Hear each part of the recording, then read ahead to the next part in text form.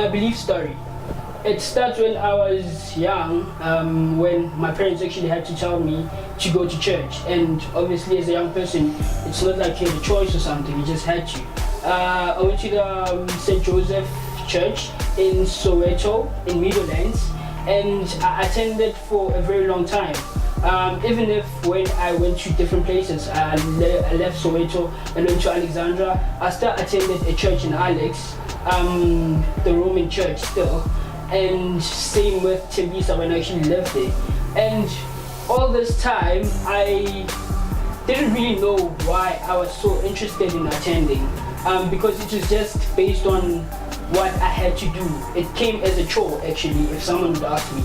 I did that, and there was a point in my life where I actually had to ask myself, what is it with this God that they talk about? What is it that they talk about in church? After so long, I've realized that I haven't really been paying attention.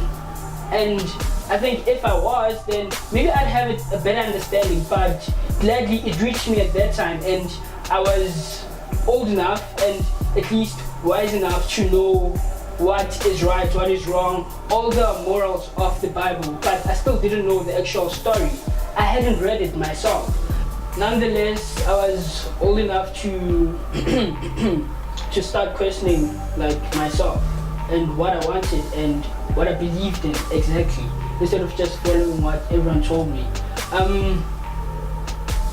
I would say I wasn't really keen about the whole church idea. As I had mentioned earlier, it was more of a chore. I was beginning to really understand its purpose, or rather try and find out, because I wasn't sure at the time. So I found a book, The God Delusion. It was an audiobook I got from a friend, and I listened to it. And there were some things that were somewhat challenging in terms of like belief.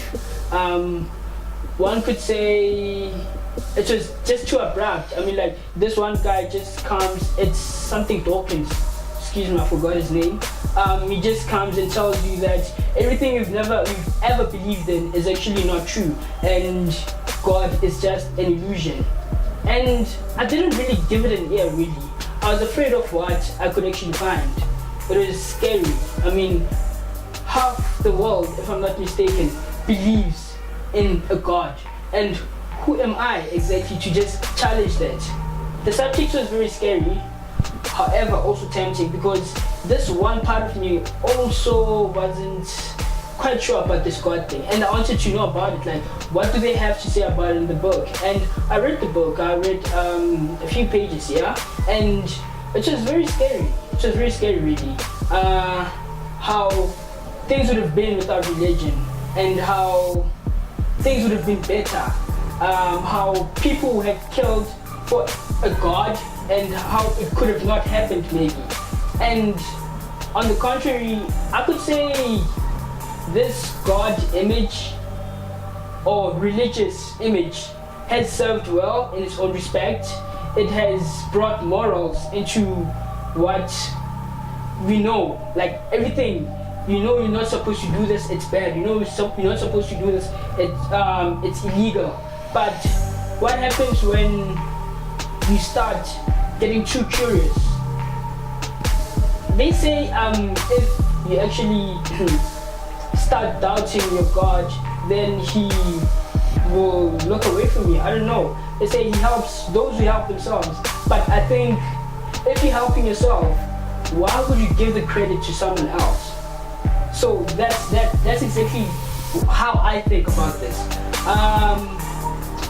When I came across this book by Richard Dawkins, which I didn't read through all the way, I stopped somewhere because it was contradicting itself at some point. But I asked myself about everything I know, you know, and it just didn't fit that we have one God and we have so many religions. We're all fighting for power. Ultimately, I thought it was all for power, I still do think it's for power and controlling people within a religion. Nonetheless, I feel it's up to people to decide what they want. Ne?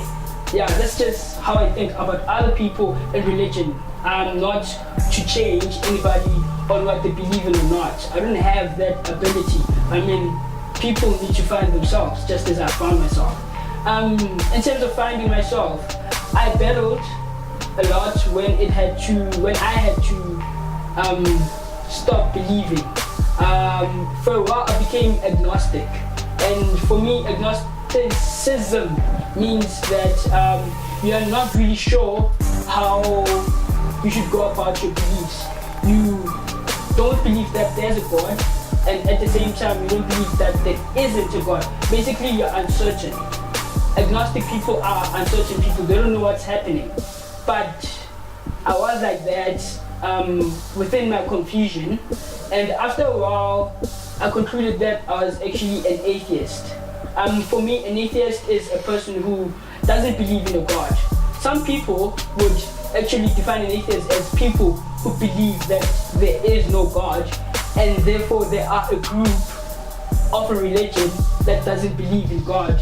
And atheist people don't believe in religion at all. You know, I'm a loner. I don't sit with someone else and talk about, hey, let's not believe. Let's just chill and have fun. No, I don't do that. I do myself, you know. And then there was a part where I had to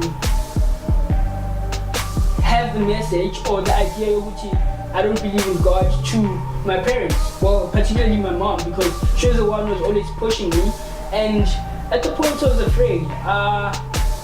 I was still young. I mean, I still am. I still am, but at that time I was even younger, and I just had lost hope in terms of God. I don't even have much reasoning about it in terms of like, why don't I believe? So it was just one of those things like, nah man, why? Come on. Tired man, why? Sunday, just chill, do yourself. It was a tough time. There were classes, actually there are classes that Roman people had to attend, and I had attended at least 2 of those classes. And then after my second one, that's when I actually stopped attending classes or even going to church. My mom would ask me about it occasionally, like, why don't you go to church? And I'd be like, no, I'm just busy. So I always had an excuse not to go to church until she actually came on to understand that maybe I don't care about church as much as I used to when I was young. And right now, I'd like to think I'm old enough to guide myself through life with or without religion. Nonetheless, just take care of myself as a person. Religion for me brings morals. It teaches people how to live with others, how to be compatible with certain people, not even certain, everybody else, how to have faith and hope. But I think it's also wise that we don't put the burden on a God that died for our sins, a Jesus, that died for our sins, and we just blame ourselves for our own sins, you know. It's a funny topic when I speak with someone who believes and they hear that I don't believe. It's like, why don't you believe? And I'm like, because I don't believe, you know, because I can't give an actual straight answer. They'd be like, yeah, the fact that you don't know means you don't know what you're talking about. Maybe I don't know what I'm talking about. What I mean is, I know what I am, at least. You know, I am who I am. I am who I say I am. And I don't want to follow or worship a person that I don't know of. I've never seen him. I've never met him. Nobody has met him, in fact. All we have is a story written down in the Bible for people to read and follow. I mean, it's all pre-written. I can't just come in and just follow suit, you know. I need to question these things. Just as they are afraid that if they question it, it means that they doubt and God is gonna look away from them, then if so be it, if so then be it. I'm not afraid to stand by myself and tackle the world alone. So that's how it was when I had to convert into an atheist. I still don't like using the term atheist because it sort of like says I belong to a group. I don't like belonging in groups. I'm a loner, I'm a loner. I do things alone and I'm just an unbeliever basically. Unlike other people who are atheists.